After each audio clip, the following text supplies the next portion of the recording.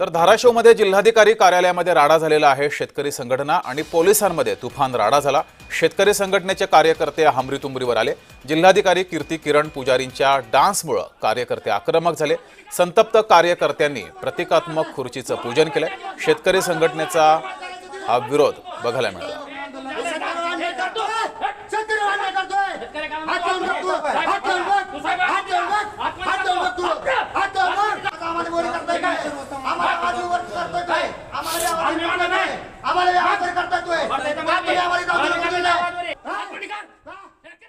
आम्ही इथं खुर्ची टाकून आंदोलन करत होतो त्यावेळेस लोकशाहीच्या मार्गाने आंदोलन आहे।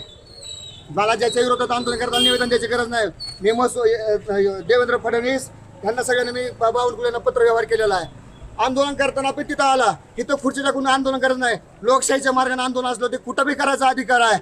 आणि आम्ही थोडं बाहेर गेल्यावर हे सांगतं की हे आंदोलन करताना मारलं पाहिजे, ह्याला 4-5 पत्रकार पुढे करतात। अहो, हे आमच्या अस्मितेचा प्रश्न आहे, आमच्या शेतकऱ्याचा तळमळीचा प्रश्न आहे।